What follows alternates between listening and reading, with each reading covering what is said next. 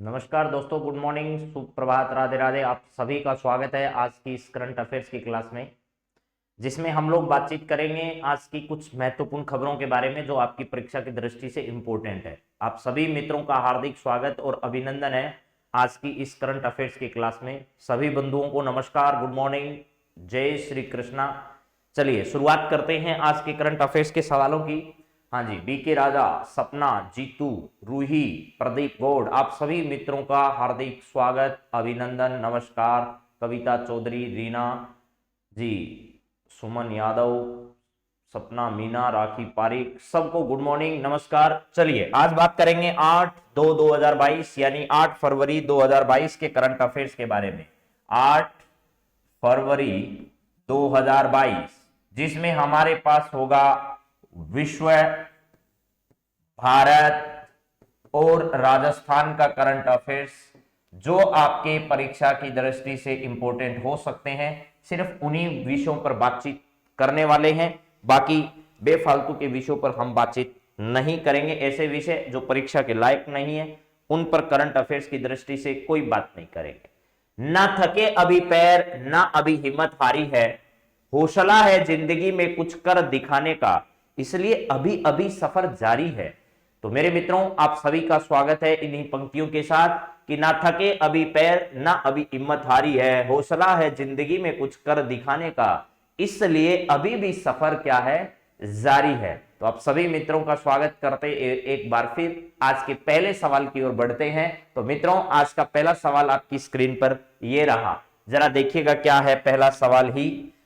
जवाहरलाल नेहरू विश्वविद्यालय का जो है वो 13वां कुलपति अभी हाल ही में किसे नियुक्त किया गया है, आपको यह बताना है। कल हमने यूजीसी यूनिवर्सिटी ग्रांट कमीशन के बारे में बातचीत की थी और आज हम बातचीत कर रहे हैं पूरे भारत का ही एक जाना पहचाना चर्चित विश्वविद्यालय जो है वो जेएनयू है। उस जेएनयू के बारे में बात करेंगे। कल हमने यूजीसी यूनिवर्सिटी ग्रांट कमीशन के बारे में बात की थी, विश्वविद्यालय अनुदान आयोग,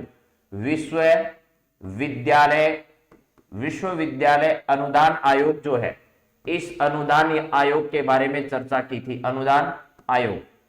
और चर्चा ये की थी मित्रों की इसका नया जो प्रमुख है या इसका जो अध्यक्ष है वो किसे बनाया गया है अभी हाल ही में, ये आप लोगों के सामने कल बातचीत हमारी चल रही थी। तो इसका नया अध्यक्ष जो है वो एम जगदीश कुमार को बनाया गया। एम जगदीश कुमार जो है इनको नया अध्यक्ष बनाया गया। और आपके सामने मैंने पूछा है कि जेनरान जो जवाहरलाल नेहरू विश्वविद्यालय है इसकी प्रथम महिला कौन सी होगी, तो उसकी प्रथम महिला जो कुलपति है वो आपकी शांति श्री धूलीपदी पंडित है। ये महिला शांति श्री धूलीपदी पंडित जो है वो प्रथम महिला जो है वो है, और जिनको इस विश्वविद्यालय का 13वां कुलपति बनाया गया, यानी प्रथम महिला है। लेकिन उसके हिसाब से अगर टोटल पद के हिसाब से बात करें तो ये 13वें व्यक्ति हैं जिनको इस पद पर नियुक्त किया गया है। एम जगदीश कुमार जो है उनको हाल ही में किस पद पर लगाया गया है, तो यूनिवर्सिटी ग्रांट कमीशन जो है उसके अध्यक्ष पद पर इनको क्या किया गया है, अपॉइंट किया गया है। तो एम जगदीश कुमार का संबंध किससे है, अब यूजीसी से, यूजीसी से इनका संबंध है।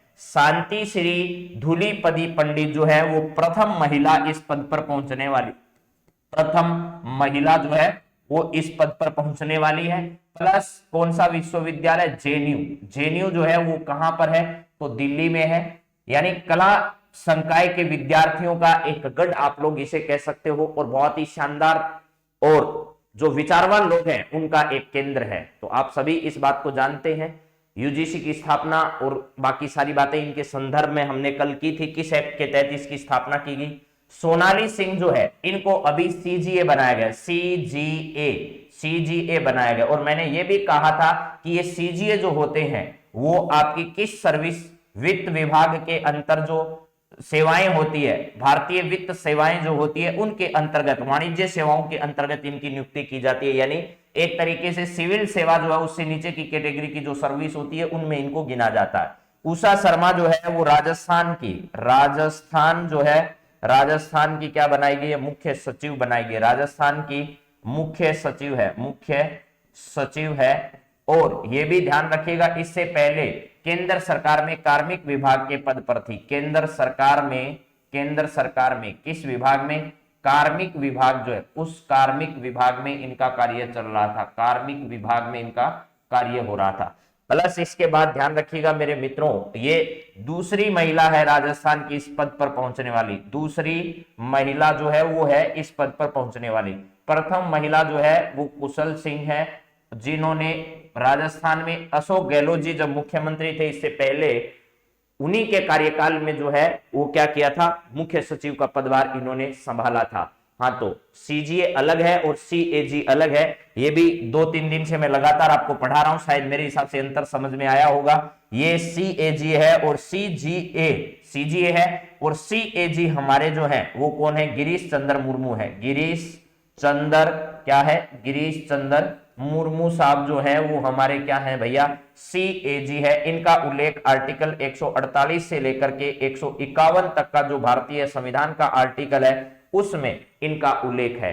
तो पहली बात आपको सारी समझ में आ गई। अब बढ़ते हैं आगे। शांति श्री धूलीपति पंडित का जरूर ध्यान रखना, ये जेएनयू विश्वविद्यालय कहां पर है, तो ये दिल्ली में है और यहां पर यूजीसी के अंतर्गत आते हैं सारे विश्वविद्यालय जो इस प्रकार के हैं। तो विश्वविद्यालय अनुदान आयोग के जो अध्यक्ष हैं वो एम जगदीश कुमार है। चलिए अब जरे अगले सवाल पर और बढ़ते हैं। अगला सवाल आपके सामने जो है वो क्या है जरा देखो। 7 फरवरी को रथ सप्तमी, अचला सप्तमी, माघ सप्तमी, सूर्य जयंती मनाई गई।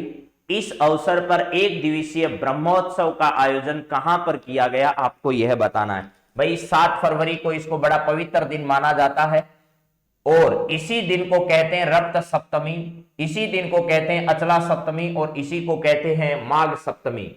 सूर्य जयंती ये सब इसी दिन मनाई गई, एक ही दिन है, इसी को अलग अलग नामों से जानते हैं। कई इसे रथ सप्तमी कहते हैं, कई इसे अचला सप्तमी कहते हैं, कई इसे माघ सप्तमी कहते हैं और ज्यादातर लोग इसे सूर्य जयंती के नाम से जानते हैं। इस अवसर पर एक दिवसीय ब्रह्मोत्सव का आयोजन कहां पर किया गया, एक दिवसीय ब्रह्मोत्सव का आयोजन इनमें से कौन से राज्य में कहां पर किया गया, तो मेरे मित्रों आंध्र प्रदेश जो है, इस आंध्र प्रदेश राज्य में यहां पर इसका आयोजन किया गया। आंध्र प्रदेश वो राज्य है जहां पर ऐसा किया गया। आंध्र प्रदेश की जो राजधानी है वो अमरावती है। अब आप लोग जानते हैं अमरावती, अमरावती इसलिए है कि भैया आपको पता है जून 2014 में जब यहां से तेलंगाना को अलग कर दिया गया, तेलंगाना जो है वो उसको अलग कर दिया गया, तो यहां की जो एक बार संयुक्त राजधानी तो हैदराबाद को बनाया गया, लेकिन उसके बाद हैदराबाद को बनाया गया, लेकिन बाद में ये तेलंगाना की राजधानी बनी हैदराबाद और आंध्र प्रदेश की राजधानी बनी आपकी अमरावती।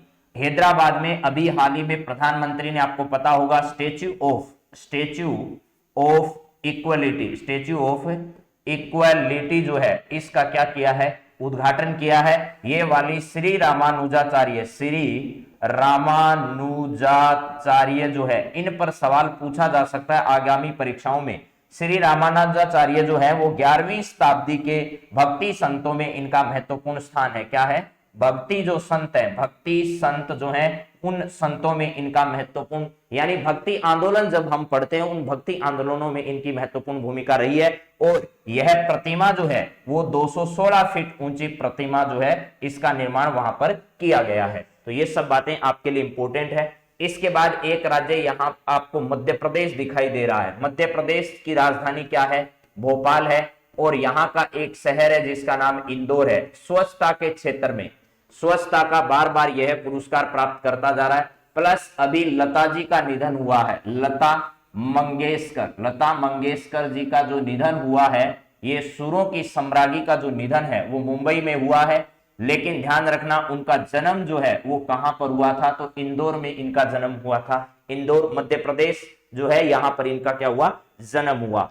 और इन्होंने अपनी अंतिम सांसें जो है वो महाराष्ट्र के मुंबई में जो है वो ली थी। मुंबई महाराष्ट्र में इन्होंने अपनी अंतिम सांसें ली और इसके अलावा इन्होंने हजारों गाने जो हैं वो फिल्म इंडस्ट्री को दिए हैं। तो चलिए अब बात करते हैं अगले सवाल पर। और लद्दाख और जम्मू कश्मीर जो है, जम्मू कश्मीर जो है इन दोनों को क्या कर दिया गया, यूटी बना दिया गया। अभी जम्मू कश्मीर में विधानसभा जो है, विधानसभा, उस विधानसभा के चुनाव जल्दी संपन्न करवाए जाएंगे, क्योंकि यहां पर बनाया गया जो परिसीमन आयोग था, उस परिसीमन आयोग जो है उस परिसीमन आयोग का कार्यकाल जल्दी अब क्या होने वाला है, समाप्त होने वाला है। हालांकि 1 वर्ष इनका कार्यकाल पहले से बढ़ाया गया था इस परिसीमन आयोग का, और इस परिसीमन आयोग की अध्यक्ष जो महिला है उसका फटाफट आप लोग नाम इसलिए बताइए क्योंकि मैंने हजारों बार वो नाम बताया।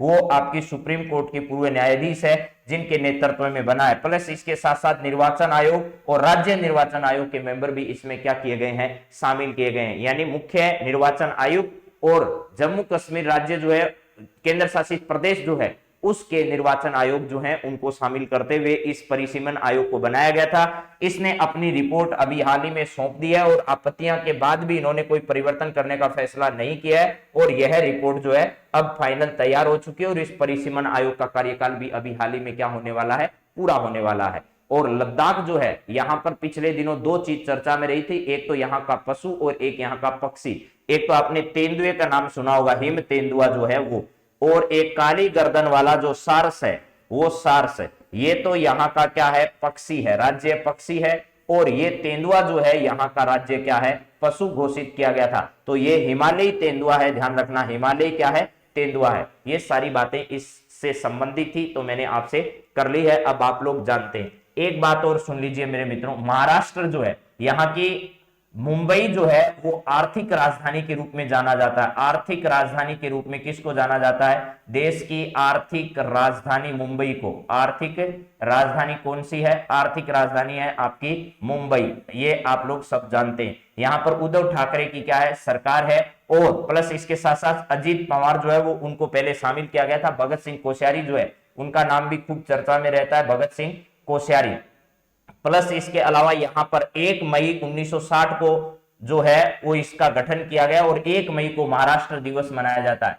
1 मई को कौन सा दिवस मनाया जाता है, महाराष्ट्र दिवस। महाराष्ट्र दिवस जो है वो भी यहां पर क्या किया जाता है, मनाया जाता है। प्लस इसके नेशनल पार्क की अगर हम बात करें, महाराष्ट्र के क्या है, नेशनल पार्क, नेशनल पार्क की अगर हम बात करें तो आपको यह पता होना चाहिए मेरे दोस्तों, संजय गांधी नेशनल पार्क के बारे में आपने सुना होगा, Sanjay Gandhi national park.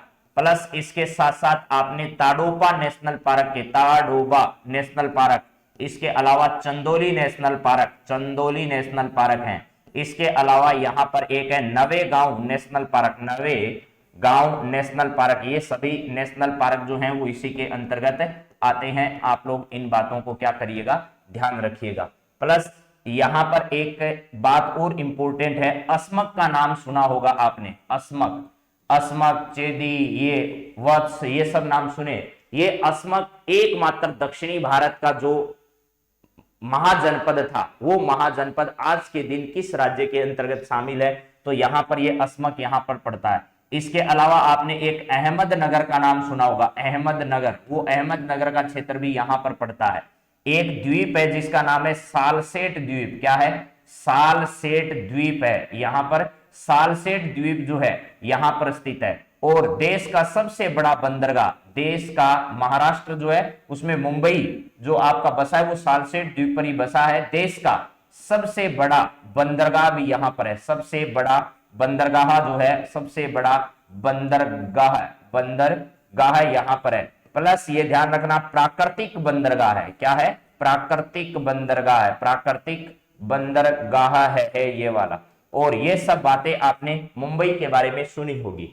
Plus इसके अलावा मराठों का ये पूरा क्या रहा है, गढ़ रहा है हमेशा से। मराठों में शिवाजी का नाम मुख्यतः आपने सुना होगा, मराठा शिवाजी। और इसके अलावा बालाजी विश्वनाथ और इनके जितने भी आगे आने वाले पेशवा थे, क्या थे, पेशवा थे, उन सब पेशवाओं के बारे में आपने पढ़ा होगा, फिर कभी बात करेंगे। अभी चलते हैं अगले सवाल पर। अगला सवाल आपके सामने जो है वो देखिए, मैप के बारे में थोड़ा बता देते हैं क्योंकि महाराष्ट्र के बारे में आजकल चर्चा 2 दिन से हुई नहीं है, तो आज महाराष्ट्र के बारे में थोड़ी चर्चा कर देते हैं आपके सामने। देखिए मेरे मित्रों, ये महाराष्ट्र है, यहां पर सिलवासा जो है, सिलवासा जो है वो महाराष्ट्र की सीमा पर है। इसके अलावा इसकी सीमा, उत्तरी सीमा जो है वो मध्य प्रदेश और गुजरात के साथ लगती है, मध्य प्रदेश और गुजरात के साथ लगती है। ये वाली सीमा इसकी किसके साथ लगती है, तो छत्तीसगढ़ के साथ सीमा साझा होती है। प्लस यहां से 2 राज्यों के साथ, 3 राज्यों के साथ नीचे सीमा, एक तो आपका क्या है, गोवा है जहां अभी विधानसभा के चुनाव चल रहे हैं, उसके साथ प्लस इसके अलावा कर्नाटक जो है, इस कर्नाटक के साथ भी इसकी सीमा लगती है और तेलंगाना के साथ भी इसकी सीमा लगती है। यानी सीधी सीधी बात यह है कि महाराष्ट्र की सीमा किन किन राज्यों के साथ लगती है, तो 1 number Gujarat, 2 number Madhya Pradesh, 3 number आपका छत्तीसगढ़, 4 नंबर तेलंगाना, 5 नंबर कर्नाटक और 6 नंबर आपका क्या है, गोवा। 6 राज्यों के साथ सीमा बनाता है, 6 राज्यों के साथ सीमा साझा करने वाला जो राज्य है वो आपका कौन सा है, महाराष्ट्र है। और महाराष्ट्र जो है इसमें आपको ये भी बात बता, देखिए यहां से अलग अलग सीमाएं अगर आपको दिखाई कम दे रही है तो मैं इस सीमाओं को अलग अलग डॉट से रिप्रेजेंट कर देता हूं। ये देखिए, ये इतनी सीमा जो है इसकी, ये लगती है किसके साथ, तेलंगाना के साथ। और इसके अलावा जो आपकी सीमा है यहां पर देखिए, ये वाली, ये पूरी की पूरी सीमा साझा होती है कर्नाटक के साथ। इसके अलावा आगे जो शेष बच गई है वो सीमा किसके साथ लगती है, इसकी वो सीमा जो बच गई है वो लगती है भैया, इतनी सी सीमा ये गोवा के साथ इसकी साझा होती है। चलिए अब देखिए आगे, तो 6 राज्य जिनके नाम आपको याद होने चाहिए, गुजरात आपका है, मध्य प्रदेश है, इसके अलावा छत्तीसगढ़ है, छत्तीसगढ़ के अलावा तेलंगाना है, और तेलंगाना के अलावा कर्नाटक है, और कर्नाटक के अलावा आपका क्या है, गोवा है। ये क्रम से आपको याद होनी चाहिए। इसकी राजधानी जो मुंबई है वो मुंबई यहां पर क्या है, स्थित है। तो चलिए अब अगले सवाल पर बढ़ते हैं। और आंध्र प्रदेश की हमने चर्चा की थी अभी, क्योंकि आंध्र प्रदेश का ही मूल सवाल था कि ब्रह्म महोत्सव वहां पर मनाया गया है सूर्य जयंती के अवसर पर। तो आंध्र प्रदेश जो है वो यहां पर पड़ता है। ये आंध्र प्रदेश की सीमा उड़ीसा के साथ लगती है, उड़ीसा के अलावा इसकी सीमा छत्तीसगढ़ के साथ लगती है, तेलंगाना के साथ लगती है, कर्नाटक के साथ लगती है और तमिलनाडु के साथ लगती है। इसकी सीमा 1, 2, 3, 4 और 5 यानी महाराष्ट्र की 6 के साथ लगती है। तो आंध्र प्रदेश की जो सीमा है, यानी आंध्र प्रदेश की सीमा कितने के साथ लगती है, 5 राज्यों के साथ सीमा बनाता है आंध्र प्रदेश। 5 राज्य कौन कौन से हैं, उसमें सबसे ऊपर आता है आपका उड़ीसा, उड़ीसा के बाद इनमें आता है छत्तीसगढ़, छत्तीसगढ़, उड़ीसा के बाद क्या है, छत्तीसगढ़ के बाद आपका तेलंगाना, तेलंगाना, तेलंगाना के बाद आपका है कर्नाटक, और कर्नाटक के बाद जो है वो है आपका तमिलनाडु। ये तमिलनाडु, दोनों याद हो गए आराम से, कोई दिक्कत आपको होगी नहीं। ऊपर महाराष्ट्र, नीचे आपका क्या है, आंध्र प्रदेश है। दोनों की सीमाएं जरूर ध्यान रखना, बीच में तेलंगाना है। तेलंगाना की सीमाएं आज देखना चाहो तो देख सकते हो आप लोग। तेलंगाना की सीमाएं कर्नाटक है, फिर महाराष्ट्र है, फिर छत्तीसगढ़ है, इधर इसके साथ इसकी सीमा नहीं लगती है। तो चलिए अब बात करते हैं अगले सवाल पर। अगले सवाल पर बातचीत करें तो जरा देखिएगा क्या है। यह सवाल है आपका, दुनिया में इस्पात उत्पादक देशों में भारत का स्थान कौन सा है, यह है आपको बताना है। दुनिया में इस्पात उत्पादक देशों में भारत का स्थान कौन सा है, पहला है, दूसरा है, तीसरा है, चौथा है, भारत का कौन सा स्थान है, आपको यह बताना है। जरा बताइए भारत का कौन सा स्थान है, इस्पात के उत्पादन में भारत का कौन सा स्थान इसमें से है, पहला है, दूसरा है, तीसरा है, चौथा है, पांचवा है, कौन सा स्थान भारत ने जो है वो इस्पात उत्पादन के क्षेत्र में हासिल कर रखा है, उसको बताइए जरा। हाँ जी, चलिए एकदम सही जवाब आ चुका है आपका, दूसरा स्थान भारत का है। यानी चाइना जो है वो दुनिया के सब देशों में अग्रणी रहा है, लेकिन आप ध्यान रखिएगा भारत जो है, भारत इस्पात उत्पादन में, भारत इस्पात उत्पादन में, इस्पात उत्पादन में भारत का कौन सा स्थान है, उत्पादन में भारत का इसमें सेकंड स्थान है, यानी दूसरा स्थान भारत इसमें क्या किया गया है, हासिल किया गया है। तो ये ध्यान रखिएगा, दुनिया में इस्पात उत्पादन में भारत का स्थान कौन सा है, दूसरा है। चलिए अगला सवाल देखिए, ज्यादा कोई बड़ा सवाल था नहीं, और ऐसे सीधे सीधे परीक्षाओं में सवाल आ जाते हैं कई बार, तो आपको ध्यान रखना है। विश्व की पहली हाइड्रोजन से चलने वाली flying boat the jet zero emission को कहां पर लॉन्च किया गया है, अभी हाल ही में। विश्व की पहली हाइड्रोजन से चलने वाली एक बोट जो है, flying boat the jet zero emission को कहां से लॉन्च किया गया, एक ऐसा देश जिसने दुनिया की पहली हाइड्रोजन से चलने वाली फ्लाइंग बोट जो है वो उड़ाने का लक्ष्य हासिल किया, उस देश का नाम क्या है। यूएई है, यूएसए है, कनाडा है, जापान है, इसमें से कौन सा देश है जिसने इस प्रकार का कीर्तिमान स्थापित कर दिया है, उस देश का नाम बताना है। तो आपने संयुक्त अरब अमीरात का नाम सुना ही है, संयुक्त अरब अमीरात, संयुक्त अरब अमीरात जो है इसका नाम सुना है, ठीक है। दुबई उबई देखा होगा सबने। इसके अलावा ध्यान रखना यहाँ 7 अमीरात शामिल है, अजमन, फुजेरा, ये सब जो है अबू धाबी, 7 अमीरात जो है वो इसके अंदर शामिल है। 7 अमीरात से मिलकर जो है वो यूएई बना है। फिर आपका है यूएसए, अमेरिका आप लोग सब जानते हैं, कनाडा है, जापान है, तो इसका सही जवाब क्या है? यूएई है। संयुक्त अरब अमीरात विश्व का वो पहला देश बन चुका है जिसने विश्व की पहली हाइड्रोजन से चलने वाली flying boat the jet zero emission जो है उसको क्या कर दिया है? लॉन्च कर दिया है। ऐसा करने वाला है कौन? यूएई। और यहां पर अमेरिका, कनाडा आप लोग सब जानते हैं, टोक्यो में टोक्यो ओलंपिक का आयोजन किया गया था, आपको पता है ओलंपिक का आयोजन टोक्यो के, जापान के टोक्यो में किया गया था। इसमें भारत ने एक में 16वां स्थान हासिल किया था, एक में भारत ने कौन सा स्थान हासिल किया था? 32वां स्थान हासिल किया था। दोनों ओलंपिक्स यानी पैरा ओलंपिक्स और ये साधारण ओलंपिक्स जो है ग्रीष्मकालीन ओलंपिक्स थे, ये क्या थे? ग्रीष्मकालीन ओलंपिक थे। ग्रीष्मकालीन ओलंपिक का आयोजन किया गया था। अभी शीतकालीन ओलंपिक्स जो है क्या है? शीतकालीन जो ओलंपिक्स है इनका आयोजन कहां किया जा रहा है? तो बीजिंग जो है आपका चीन का क्या है? बीजिंग, वहां पर इसका क्या किया जा रहा है? आयोजन किया जा रहा है। तो मेरे हिसाब से आप इस बात को समझ गए होंगे कि चीन के बीजिंग में आयोजित। इसमें देखिएगा एक बात तो समझिएगा मेरे मित्रों, यहां पर राजनयिक जो है, राजनयिक जो हमारे हैं, राजनयिक, इन्होंने इसके उद्घाटन और समापन समारोह में भाग लेने से बहिष्कार किया है। यानी किसी भी प्रकार के जो राजनीतिक हमारा जो संबंध है उनके साथ, उसके रिलेटेड कोई भी व्यक्ति समारोह में शामिल नहीं हो रहा, लेकिन खिलाड़ियों पर इसका कोई प्रभाव नहीं होगा। खिलाड़ी इसमें भाग ले रहे हैं, उसमें कोई दिक्कत नहीं है। तो आप ध्यान रखिएगा शीतकालीन ओलंपिक्स का आयोजन कहां किया जा रहा है? आगामी आने वाली परीक्षाओं में यह सवाल आपसे निश्चित पूछा जाएगा। उसका कारण यह है कि ये सबसे ज्यादा विवादित खेल जो है वो बने हुए हैं, क्योंकि सब देशों ने इन पर आरोप लगाया है कि भाई भारत जो है वो चाहे कोई सा भी देश हो, ये पाकिस्तान के साथ जो इनकी बोर्ड इनिशिएटिव चल रहा है उसको भी इन्होंने पुणे से शुरू करने की बात कह दी है। और गलवान घाटी की जो विवाद था उसके बाद सारे देश जो है इनके खिलाफ हो गए और भारत ने इसमें नहीं जाने का फैसला किया था। तो लेकिन खिलाड़ियों पर कोई असर नहीं पड़ेगा, क्योंकि खेल सीमाओं से बंधे हुए नहीं है, राजनीतिक संबंध जो है वो सीमाओं से बंधे हुए होते हैं। तो इसका सही जवाब जो है वो आपको फ्लाइंग बोट द जेट जो है, इसको ध्यान रखना, यूएई इसका सही जवाब है। कल आपको बताया ही था यूएसए और कनाडा की सीमा पर क्या पड़ता है? महान झील क्षेत्र पड़ता है। महान झील क्षेत्र जो है वो इन दोनों की सीमा पर पड़ता है।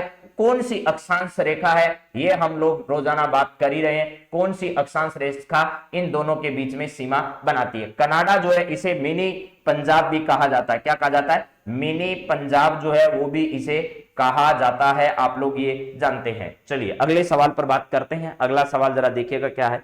यहां पर कुछ देश जो है उनका मैप आपको दिखा देता हूं। हम मुख्यतः तो बात यूएई की कर रहे हैं। ये आपका देखिएगा यहां पर ये पूरा इलाका जो है वो अमेरिका और कनाडा का है, आपको समझ में आ रहा होगा। यूनाइटेड जो स्टेट अमेरिका है उसका ऊपर वाला जो मैप है वो किसका है? आपका कनाडा का है।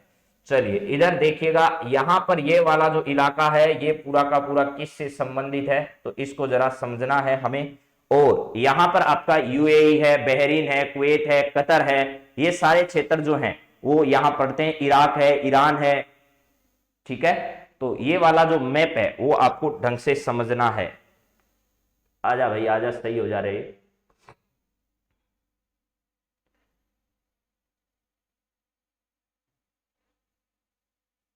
हाँ जी, अब देखिए आपको एकदम स्पष्ट नजर आएंगे सारे नाम जो हैं वो।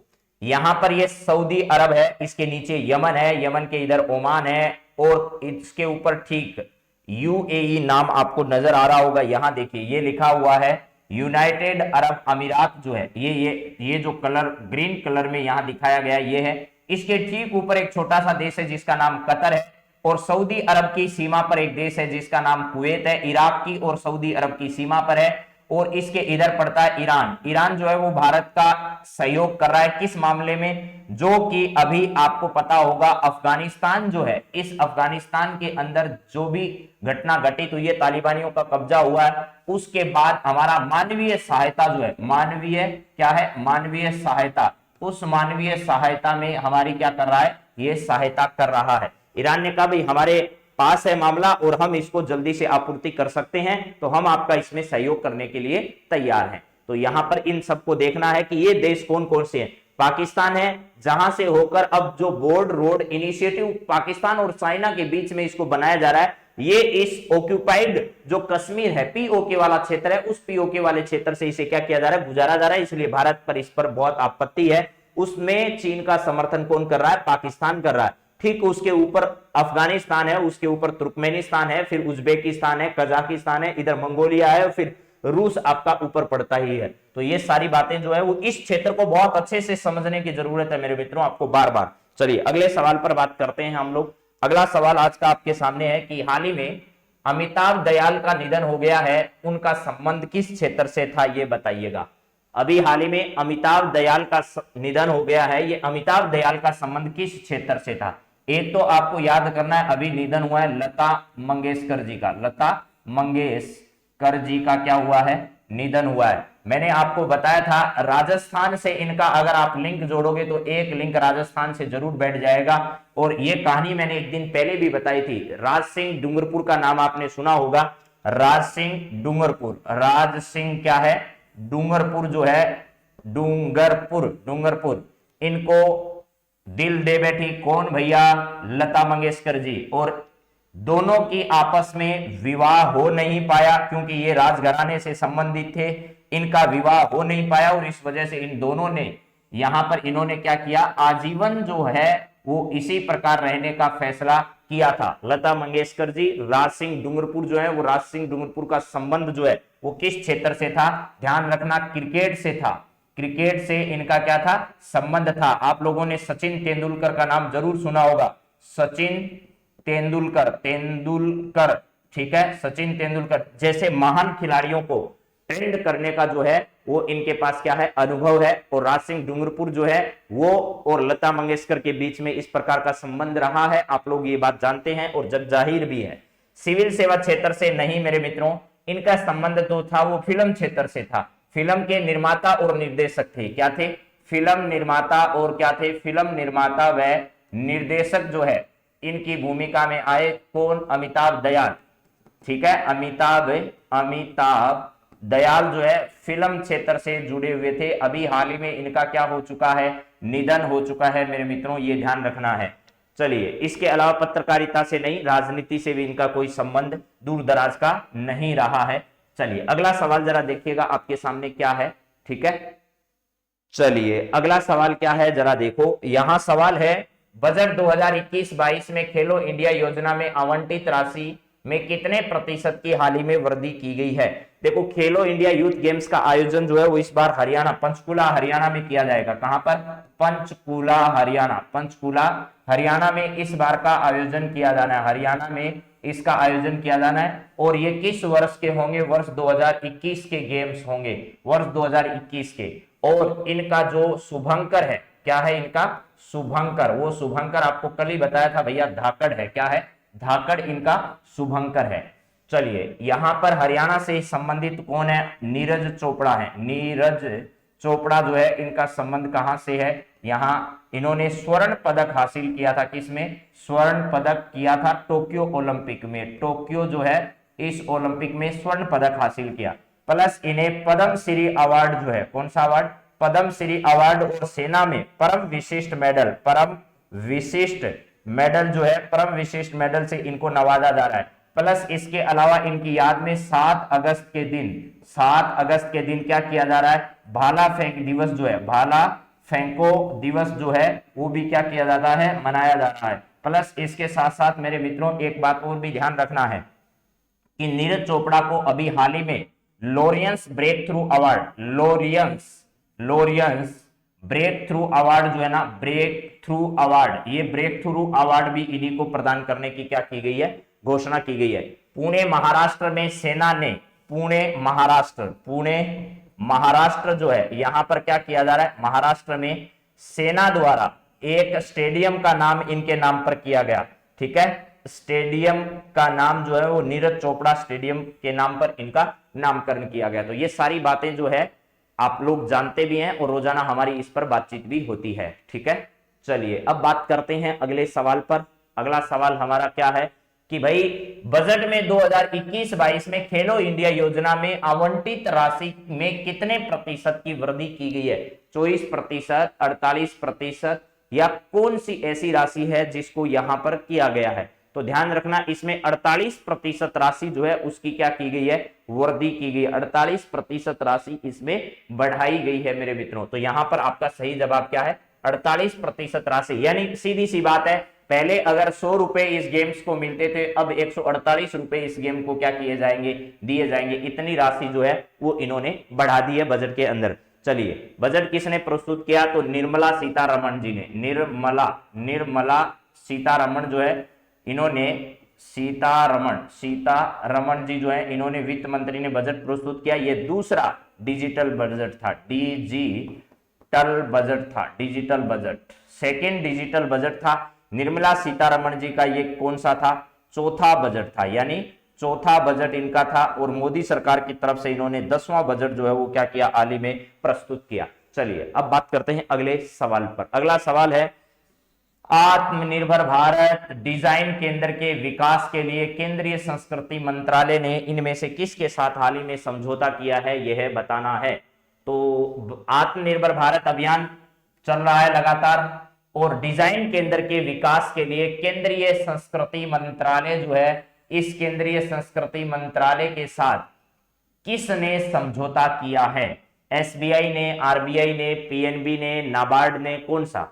नाबार्ड जो है वो कृषि क्षेत्र का बैंक है, ये ध्यान रखना है। क्या है, नाबार्ड एक कृषि क्षेत्र का बैंक है। कृषि और रूरल डेवलपमेंट जो है उसके बारे में, किसके बारे में, एक तो कृषि और एक है ग्रामीण विकास। कृषि और ग्रामीण विकास के लिए ऋण उपलब्ध करवाने वाला बैंक कौन सा है, ग्रामीण विकास के लिए ऋण उपलब्ध करवाने वाला बैंक नाबार्ड है। इसका मुख्यालय कहां पर है, मुंबई में है, मुंबई में है। चलिए, इसके अलावा आप लोग पीएनबी को बहुत अच्छे से जानते होंगे। लाला जी का नाम आपने सुना होगा, लाला लाजपत राय, ठीक है। इनके प्रयासों से, ये इसके सह संस्थापक की भूमिका में थे।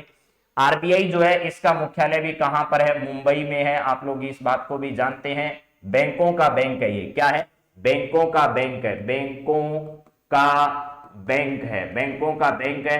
प्लस महंगाई और मंदी, महंगाई और क्या है, मंदी, इन दोनों चीजों को कंट्रोल करने की जिम्मेदारी दो लोगों के पास है, जिसमें से एक तो है आरबीआई, एक है भारत सरकार। क्या है, एक है भारत सरकार और एक है आरबीआई। महंगाई और मंदी को क्या करने के लिए, कंट्रोल करने के लिए दो संस्थाओं की महत्वपूर्ण भूमिका है।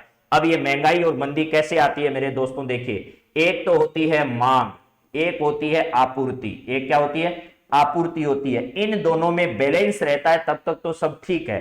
अगर कभी मांग ज्यादा हो जाए और आपूर्ति कम हो जाए, या फिर कभी क्या हो जाए, मांग कम हो जाए और आपकी आपूर्ति ज्यादा हो जाए, तो देखिए भैया, आपके पास पैसा बहुत ज्यादा हो गया, आप डिमांड बहुत ज्यादा कर रहे हो, आपूर्ति आपके पास कम है। जब मांग ज्यादा होगी तो वस्तुओं की कीमत हमेशा बढ़ेगी, यानी ये चीज हमेशा महंगाई को प्रदर्शित करेगी। यानी मांग ज्यादा है और आपूर्ति कम है तो चीजें महंगी होगी। इसका मतलब वो किसको रिप्रेजेंट करेगी, महंगाई को रिप्रेजेंट करेगी। और अगर मांग कम है और आपूर्ति ज्यादा है, इसका सीधा सीधा मतलब है लोगों के पास पैसा नहीं है, लोग खरीदे कैसे। चीजें तो हैं लेकिन दुकानदार उबासी लेता रहता है, पूरे दिन कोई ग्राहक आता नहीं है। इसका मतलब वो क्या है, मंदी की घटना है। ये दो चीजें आपको बहुत अच्छे से समझ लेनी है। आपको अच्छे आसान शब्दों में इसको मैं समझा रहा हूं कि भैया, मांग ज्यादा है, आपूर्ति कम है तो महंगाई होगी, और अगर मांग कम है और आपूर्ति ज्यादा है तो क्या होगी, मंदी होगी। इन दोनों को नियंत्रित करने की जिम्मेदारी किसकी है, इन दोनों के नियंत्रण की जिम्मेदारी दो लोगों के पास है। एक तो है आरबीआई और एक आपका क्या है, ये भारत सरकार है। एसबीआई जो है वो इसका सही जवाब होगा मेरे मित्रों। एसबीआई जो है 1 अप्रैल 1935 को इसकी स्थापना की गई थी, और उस समय इसकी स्थापना कलकत्ता में की गई थी, लेकिन वर्तमान में इसका मुख्यालय जो है वो कहां पर है, मुंबई में। 1 अप्रैल 1935 इसका सही जवाब एसबीआई है, यानी भारतीय स्टेट बैंक ऑफ इंडिया जो है इसका सही जवाब है 1 अप्रैल 1935। 1 अप्रैल 1935 के बारे में आप लोग सब जानते हैं, ठीक है। तो चलिए अब बात करते हैं मेरे मित्रों, आपके एसबीआई इसका सही जवाब है। और आरबीआई के बारे में सब लोग जानते हैं, मुंबई में इसका क्या है, वर्तमान में मुख्यालय स्थित है। तो चलिए अब बात अगले सवाल पर करें। और वैसे बैंकों के बारे में आपने बैंकिंग सिस्टम पढ़ा होगा। पीएनबी जो है वो 1894 में, पीएनबी 1894 जो है, इस 94 में क्या किया गया था, पहला भारतीय स्वदेशी बैंक था, पहला भारतीय स्वदेशी बैंक था। यानी पहले बैंक तो और भी थे, लेकिन स्वदेशी बैंक जिसमें भारतीय पूंजी लगी थी ऐसा पहला बैंक था, भारतीय पूंजी लगी थी ऐसा वो क्या था, पहला बैंक था मेरे मित्रों। तो ये बात भी आपको ध्यान रखनी है। एसबीआई के बारे में अगर हम थोड़ी सी बातचीत आपसे करें तो ये कई प्रकार के बैंक जो थे इनको मिलकर बना, पहले अलग अलग जो प्रेसिडेंसी हमारी थी, जैसे एक था आपका बंगाल, ये 3 प्रेसिडेंसियां हुआ करती थी पहले, यहां बंगाल एक प्रेसिडेंसी थी, एक बॉम्बे प्रेसिडेंसी थी और एक इसके अलावा मद्रास प्रेसिडेंसी थी। ये बॉम्बे प्रेसिडेंसी थी, ये बंगाल प्रेसिडेंसी थी और ये आपकी कौन सी थी, मद्रास प्रेसिडेंसी थी। इन तीनों प्रेसिडेंसियों के बैंक जो थे इनका विलय करके 1921 में इंपीरियल बैंक ऑफ इंडिया की स्थापना की गई थी। क्या की गई थी, ये पहले से स्थापित थे, हालांकि बंगाल वाला 1806 में स्थापित किया गया था और बॉम्बे वाला जो है वो 1840 में बैंक स्थापित कर दिया गया था। इसके अलावा मद्रास में 1843 में बैंक स्थापित कर दिया गया था। लेकिन इन तीनों बैंकों का विलय करके अंग्रेजों ने 1921 का जो वर्ष है इसमें इंपीरियल बैंक ऑफ इंडिया जो है इसकी स्थापना की थी। किसकी, इंपीरियल बैंक ऑफ इंडिया जो है इसकी स्थापना 1955 में इसका आंशिक राष्ट्रीयकरण कर दिया गया था। और बाद में आपको पता है कि एसबीआई जो है इसका संचालन किसके पास था, एसबीआई का संचालन जो है वो आरबीआई के पास था। और बाद में आरबीआई से इसने किसको खरीद लिया, भारत सरकार ने खरीद लिया, भारत सरकार ने खरीद लिया इसको। लेकिन एक बात बहुत इंपॉर्टेंट बता रहा हूं मेरे मित्रों, वो समझिएगा कि यहां पर जो एसबीआई है, ये एसबीआई आपका राष्ट्रीयकृत बैंक नहीं है, ये एक सार्वजनिक बैंक है। क्या है, सार्वजनिक बैंक है। ये सरकार ने इसको पूरा खरीदा है, इसका राष्ट्रीयकरण नहीं किया है, ये बात समझिएगा।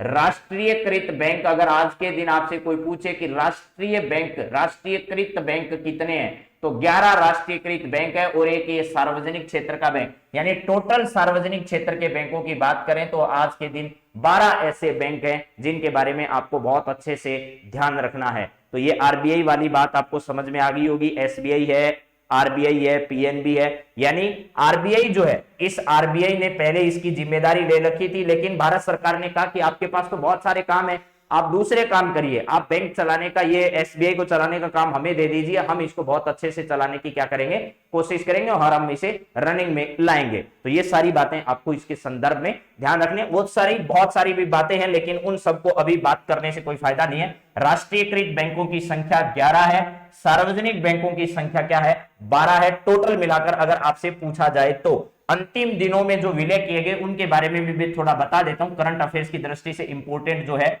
वो मैं बता देता हूं आपको। चलो, अप्रैल 2019 में 2 बैंकों को विलय किया गया, एक तो देना बैंक का विलय किया गया, किस बैंक के साथ, विजया बैंक के साथ किया गया, ये ध्यान रखना है। इन दोनों बैंकों को मिलाकर बीओबी में मिला दिया गया, इन दोनों को किस में मिला दिया गया, बीओबी में। देना बैंक और विजया बैंक को बीओबी में कब मिलाया गया, तो अप्रैल 2019 के अंतर्गत इसको मिलाया गया। उसके बाद आया अगस्त 2019 का दिन।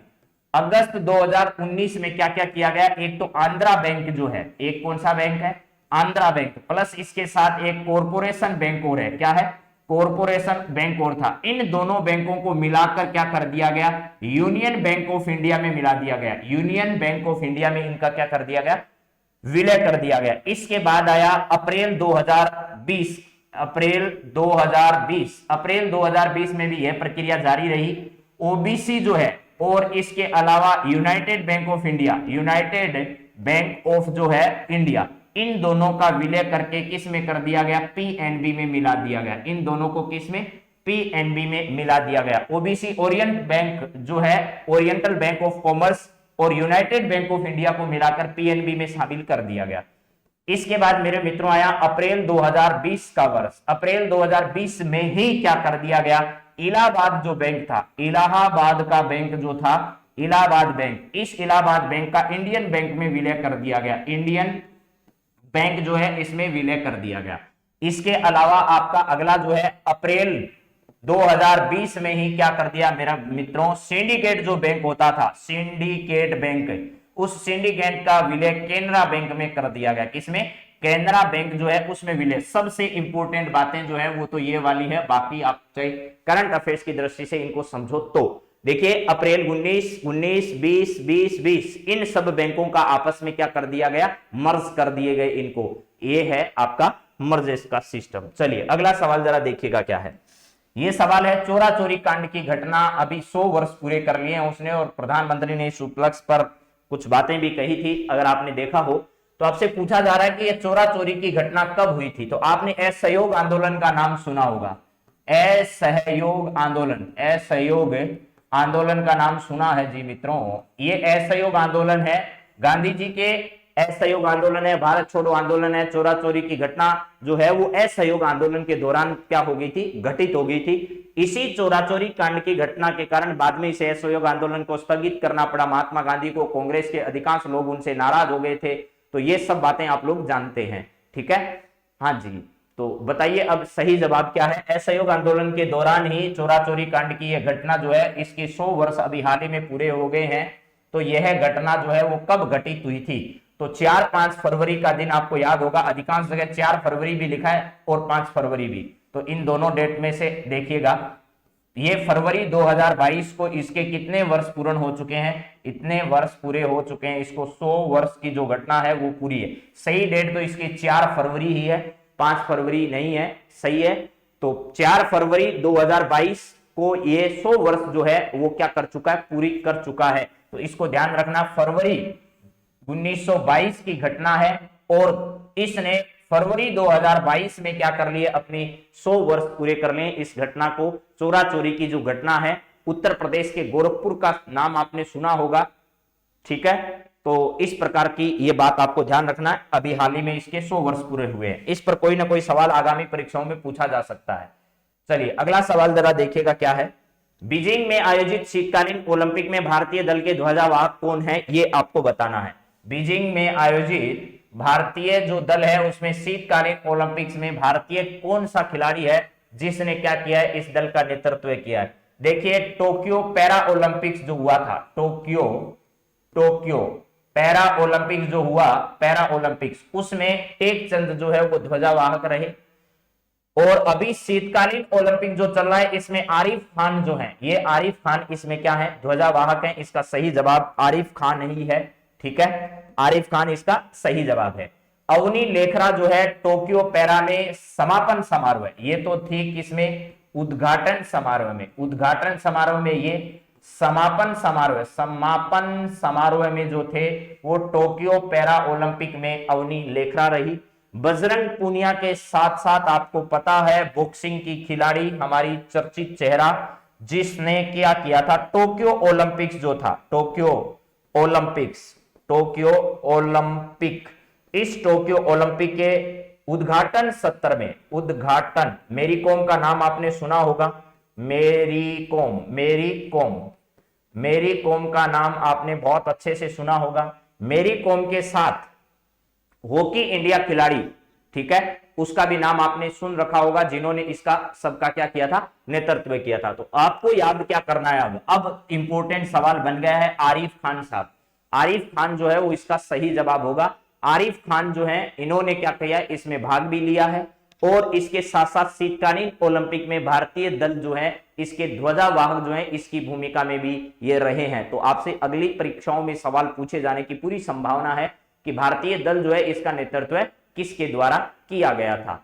चलिए अब अगले सवाल पर बढ़ते हैं। हाँ, अवनी लेखरा जो है वो राजस्थान से हैं। इन्होंने 2 मेडल जो है इसमें जो है वो प्राप्त किए थे, ये ध्यान रखना। एक इन्होंने स्वर्ण पदक हासिल किया प्लस एक इन्होंने ब्रॉन्ज मेडल जो है वो हासिल किया, वो भी शूटिंग के क्षेत्र में हासिल किया। राजस्थान में बेटी बचाओ बेटी पढ़ाओ अभियान जो है, बेटी बचाओ बेटी पढ़ाओ अभियान जो है उसकी ब्रांड एम्बेसडर भी इनको बनाया गया। चलिए अगला सवाल जरा मित्रों देखिएगा क्या है।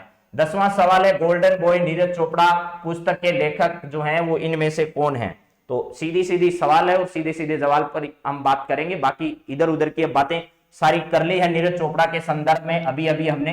तो गोल्डन बॉय नीरज चोपड़ा पुस्तक के लेखक इनमें से कौन है, उर्जित पटेल, रघुराम राजन, पूर्व आरबीआई के गवर्नर, क्या है, पूर्व आरबीआई जो है इसके गवर्नर रहे हैं। नवदीप सिंह गिल इसका सही जवाब है। नरेंद्र मोदी में मोदीनोमिक्स जो नाम है, या एग्जाम वॉरियर्स जो है, एग्जाम वॉरियर्स जो है, इस एग्जाम वॉरियर्स नाम की पुस्तक के लेखक जो है वो कौन है, वो नरेंद्र मोदी हैं। और अभी परीक्षा पर चर्चा जो है वो इसी महीने होने वाली है। परीक्षा पर चर्चा जो है वो भी क्या है, इसी महीने संपन्न होने वाली है, ये भी आपको ध्यान रखना है। तो नवदीप गिल ने गोल्डन बॉय नीरज चोपड़ा नामक इस पुस्तक को क्या किया है, लिखा है। इसका सही जवाब आपका सी होगा। और एग्जाम वॉरियर्स पुस्तक किसकी है, तो नरेंद्र मोदी की है। और परीक्षा पे चर्चा कार्यक्रम जो है वो अभी हाल ही में फरवरी 2022 में इसका क्या किया जाना है, फरवरी 2022 में ही इसका आयोजन किया जाना है। चलिए अगला सवाल जरा देखिएगा मित्रों, क्या है। राजस्थान से जुड़ा हुआ पहला सवाल है आपकी स्क्रीन पर, और यह सवाल यह है कि भैया प्रताप सिंह खाचरियावास के द्वारा जो outstanding education and researcher in management award 2021 से किसे नवाजा गया है। अभी हाल ही में हमारे मंत्री हैं प्रताप सिंह जी खाचरियावास, ठीक है, इनके द्वारा outstanding education and research in management award 2021 से किसे